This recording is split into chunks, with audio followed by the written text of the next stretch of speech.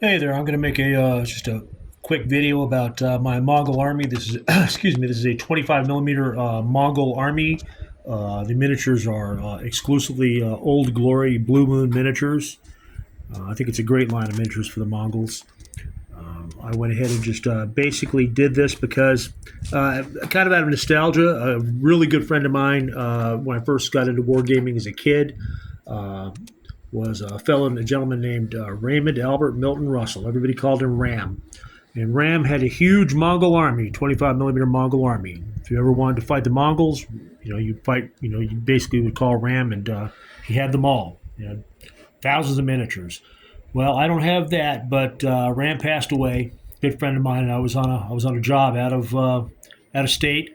I got home just in time to run to the hospital and found out that he had just passed away a couple hours before I got home and got there. So anyway, suffice to say, missed the guy a lot. He was a good friend of mine growing up.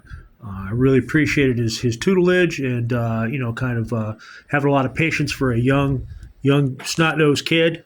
Growing up and getting into the wargaming hobby. He's a good friend of mine, really helpful, friend of my family's.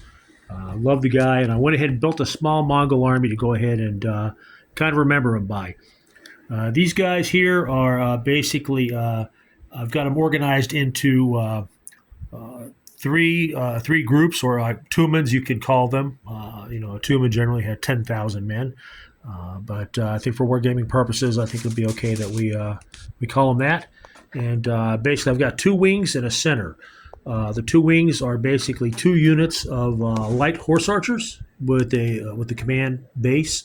I've just got finished rebasing from TRE Games, is my exclusive go-to distributor for bases. Love them. TRE Games always supplies me with whatever I need. If it's a special order, he'll provide that, and I'm pretty happy with them. So I'm in the process of rebasing. I had all these guys on single stands, single casting stands, and as you can imagine, with Mongols or large fantasy medieval battles or historic games, and you're trying to push hundreds of pike and shot around, or pike and archers or what have you, and knights, what a boondoggle it is to have to move all of these figures one at a time. And movement trays, I experimented with that. I really wasn't happy, so I kind of went back to my roots of what we first used to game with back in the mid 70s, late 70s, were these a little bit larger bases. You could put maybe 3 cav or half a dozen infantry or what have you on a stand. And I'm pretty happy with that. A lot easier for movement. It's going to look good. So in other words, if you see the bases and note that they haven't been flocked or anything, I wouldn't stress about that too much. I'm just in the process of rebasing everything. But anyway, I've got two wings. Each wing has 2 units of light horse archers, which have bow, lance, shield, what have you, and a command. And each wing tumen has a sort of light cav with a screen of foot archers, Mongol foot archers. And the foot archers can either act as a screening force for the army, or they can act as a reserve or a camp guard or whatever I need them to. So both wings of light cavalry. The center has 3 units.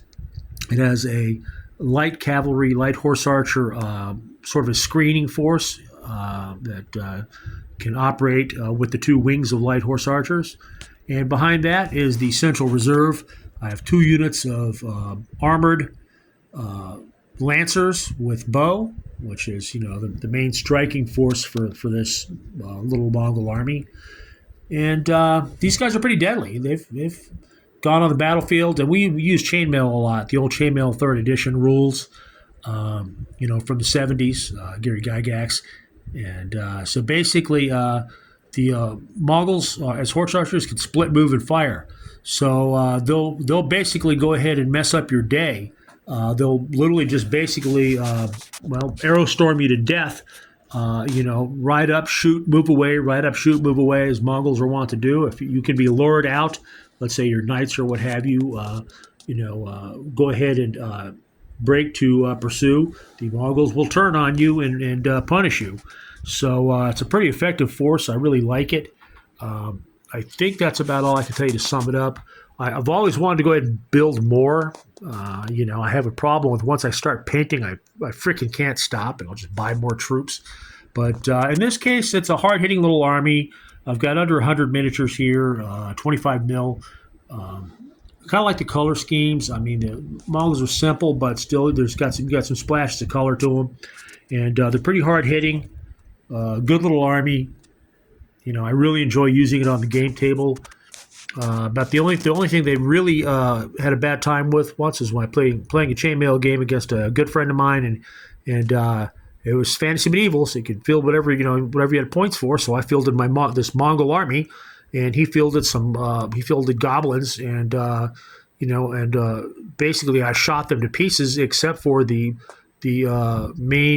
main guy, his army commander himself, and a troll. Trolls in chainmail are impervious to normal missile fire, and I had neglected to bring out anything that could take out a magical creature, using the chainmail fantasy supplement. So I got this troll walking around, Bob the Troll, who I've pin-cushioned with the Mongols have shot him full of arrows, and he's just kind of standing there walking around, and the goblin general is like hiding behind him.